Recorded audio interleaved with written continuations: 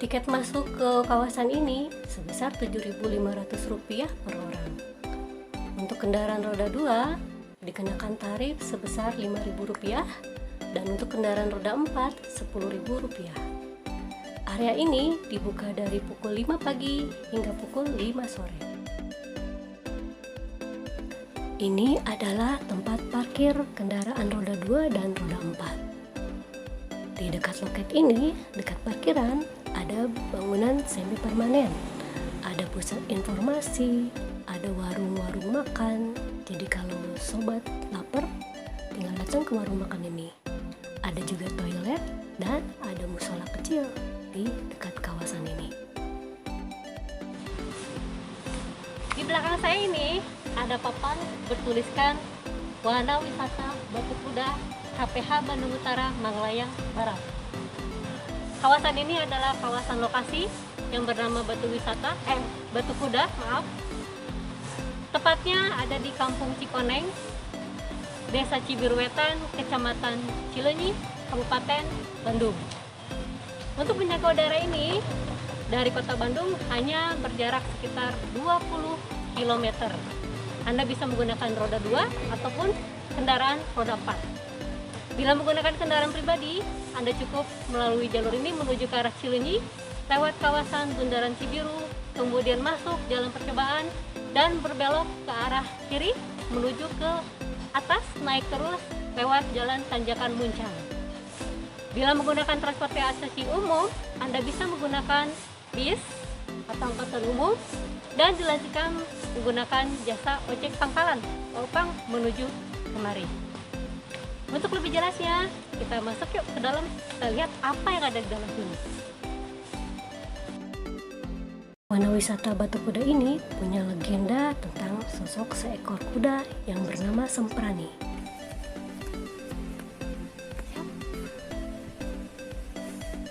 Hey, saya buka masker ya, berhubung ini area terbuka dan tidak ada orang, mungkin tidak banyak pengunjung, jadi insya Allah aman. Di belakang saya ini adalah area yang bernama hutan pinus. Di sini banyak sekali pohon pinus yang tinggi menjulang. Di hutan pinus ini dulu orang datang ke sini untuk mencari kayu bakar. Berhubung banyaknya kayu bakar yang diambil, menyebabkan terjadinya banjir di kawasan Ujung Berung. Dan sekarang kawasan ini dikelola oleh perhutani. Apa sih biasanya yang dilakukan orang di sini? Boleh coba nanti ditengok ya.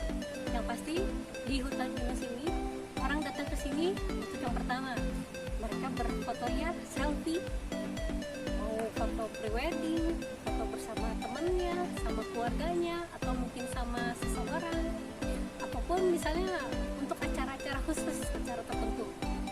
Nah, ada juga yang datang ke sini untuk acara potram. Potram ini adalah semacam piknik, makan bersama dengan keluarga, dengan teman, sambil bersendagro di atas sehelai tikar. Selain itu juga di sini bisa menikmati gimana sih rasanya tiduran di atas hemok atau di atas netting yang dikaitkan dari satu pohon ke pohon yang lainnya. Nah, kalau saya pengen sejenak di sini. Enak ikut sambil menikmati udara. Ketinggiannya cukup lumayan, jadi sekitar 1.100 sampai 1.300 meter di atas permukaan laut, dan udaranya cukup dingin. Jadi bila yang dirasa terlalu dingin bisa membawa pakaian hangat. Kalau buat saya sih santai saja. Kita hiking yuk ke dalam sekitar 700 meter karena kita akan melihat situs Batu Kuda. Benarkah ada kuda terbang sini? Kita lihat ya.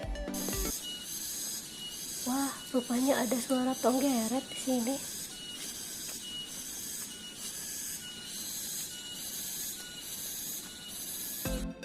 Akhirnya kita sampai juga di situs Batu Kuda. Di tengah perjalanan, tiba-tiba kuda tersebut terperosok masuk ke dalam kubangan yang sangat besar.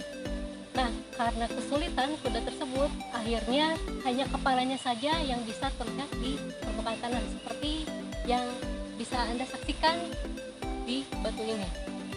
Prabu Layang Kusuma menunggu kuda tersebut untuk keluar dari kubangan tersebut. Tapi ternyata kuda tersebut tidak bisa keluar dari situ, dan dia hanya bisa menunggu di sebuah batu yang bernama Batu Kursi.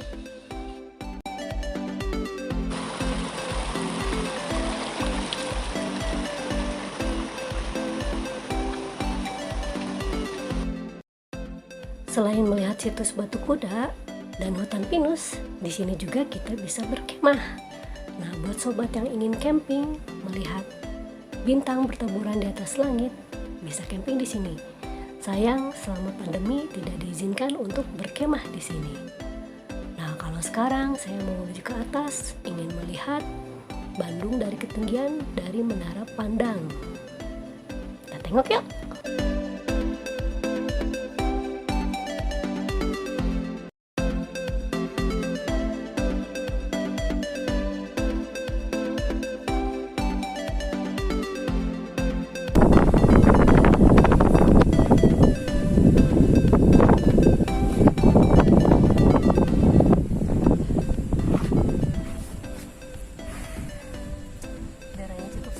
Di sini berasa banget anginnya berhembus yang sangat kencang. Karena kenapa? Ada di ketinggian sekitar 1818 meter di atas permukaan laut. Di sini di belakang saya bisa melihat pemandangan di kawasan Bandung bagian timur. Kenapa cirinya bisa dilihat? Oh, ada dua bangunan di sebelah kanan saya. Yang pertama itu bangunan besar dan masjid yang bentuknya seperti kubah warna putih, punya nama Masjid Al-Jabar. Masjid ini dibangun di sebuah rawa atau embung.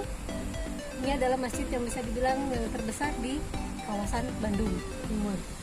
Sebelah masjid itu ada bangunan besar lagi, bentuknya oval warna putih. Itu adalah Stadion Gelora Bandung Lautan Api. Tentunya dipergunakan untuk berolahraga ya. Dekat dengan Gor Bandung Lautan Api itu ada garis lurus sebuah jalan yang melintasi sawah. Itu adalah jalan tol yang punya nama Cipularang. Dia melintas dari kawasan Cileunyi hingga ke Padalarang. Di sebelah sana ya. Ini ada jalan yang putih juga. Itu namanya jalan tol Cisundawu. Cileunyi, Sumedang, dan Dauan. Jalannya ini masih dalam proyek pembangunan dan belum rampung hingga sekarang. Doakan ya, semoga segera selesai. Sebelah jalan itu Cisundawu ada satu komplek. Di sini ada perguruan tinggi. Nama kawasannya Jatinangor. Ada 4 kampus, bisa dibilang kampus favorit. Ada kampus IPDN, Unpad, ITB, dan Ikopin. Wilayah ini sudah masuk ke wilayah bagian provinsi lain ya, kota lain, namanya Kota Sumedang. Ya. Baiklah, sobat-sobat semua, sampai di sini pertemuan kita kali ini. Jangan lupa ikuti protokol kesehatan, gunakan masker, cuci tangan, dan jaga jarak. Sekarang saya mau kembali pulang ke rumah. Sampai bertemu di trip selanjutnya. Salam trip.